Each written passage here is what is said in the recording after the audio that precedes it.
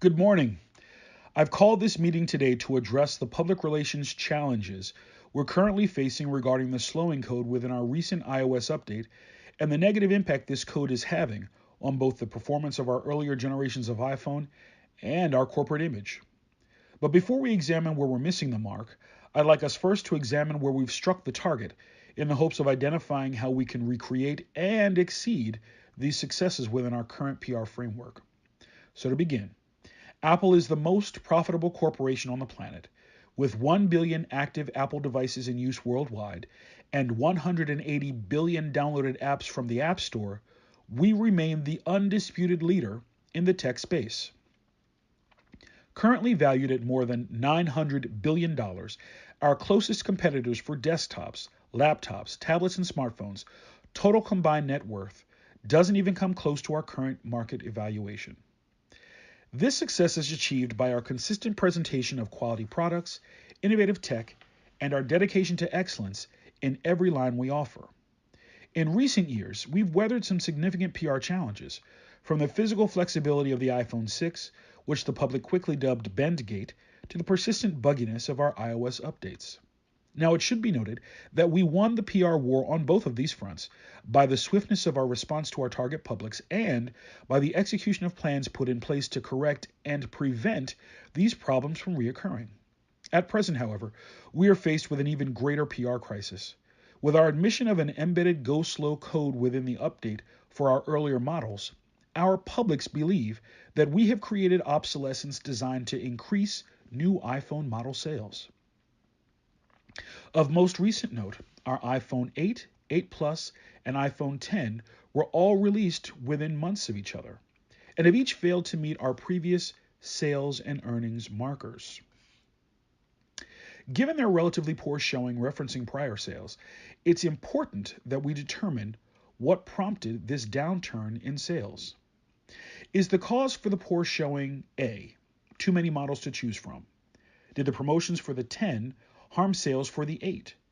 Or is it B? Can the downturn in sales be linked to the Batterygate controversy? Well, research points to two primary factors. The first being, data analysis has proven that customers prefer variety when making purchases. However, too many similar options can also lead to a stalling in purchase activity. This is certainly an easy enough problem to correct, so in future we will release 1 to 2 lines at a time, and this will allow the customer a limited field of choice, making their decisions both simple and swift. If the answer to our declining sales is in fact directly correlated to the so-called Batterygate, our greater challenge will then reside in regaining the trust of our publics by allaying their concerns regarding any ideas of planned obsolescence on our part. To that end, we began our research with a SWOT analysis, outlining our strengths, weaknesses, opportunities, and threats. As you can see in the diagram, our weaknesses and threats are each very similar. As stated previously, our most immediate goal is the reassurance of both our stakeholders and target publics that while there were some issues as they related to the patch within the updates, our primary goal remains to provide them with the best ROI, regardless of the iPhone model they currently own. Given the public's response to our admissions, we remain on a crisis footing and are employing the corrective action of mortification by accepting responsibility and apologizing to our publics. The best way to move forward is by learning what our publics think about the crisis, and then to juxtapose that against our own internal perceptions. To that end, we selected and performed gap research and focus group surveys in support of the co-orientation model to pinpoint where we're missing the mark. Our focus groups consisted of 1,500 active Apple publics worldwide. The first and larger group consisted of a pool of 1,000 persons who had recently completed Genius Bar appointments. The second were called from a pool of 500 of our geniuses employed in both our domestic and international markets. Analytically, we felt it best to apply the excellence theory's us-to-us operating style, as well as employ two-way dialogic communication, as they seemed the best fit for our company. In so doing, we observed that there were significant differences in our perceived agreements. Our customer focus groups demonstrated that 82% of respondents wanted Apple to remove the slow patch by way of a clean update. 12% wanted free upgrades to the newest models, with the remaining 6% espousing a complete lack of trust in Apple altogether. Our employee groups, when polled, believed that the patch was meant to extend the life of those earlier batteries and was not intended to promote new sales.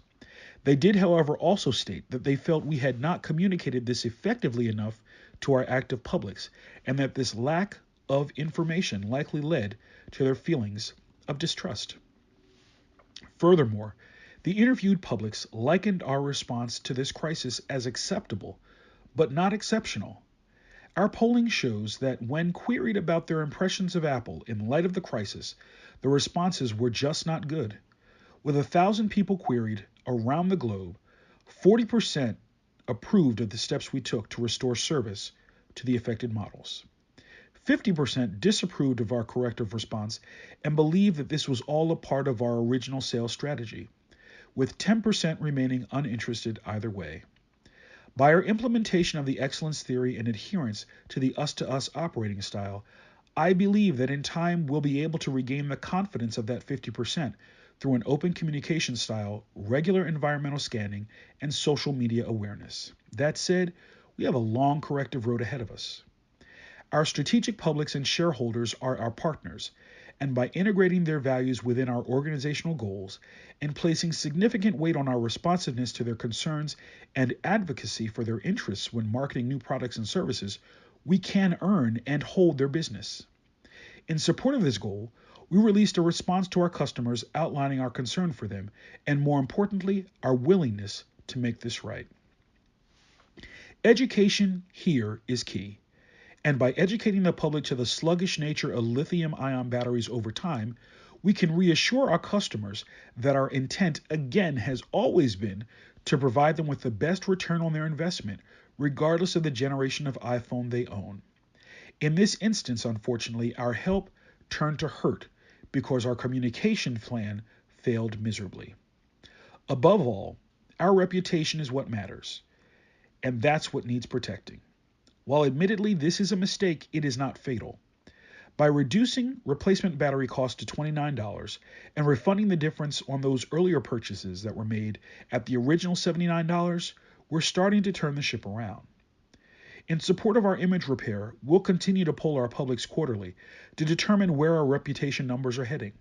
We'll monitor social media and engage our publics, all in an effort to repair our image and restore their confidence. We've built the best company in the world and have weathered staggering challenges. If we are true to our mission and vision, and truer still to our publics, our reputation for being the best in the world will be restored. Thank you for your time and for your attention.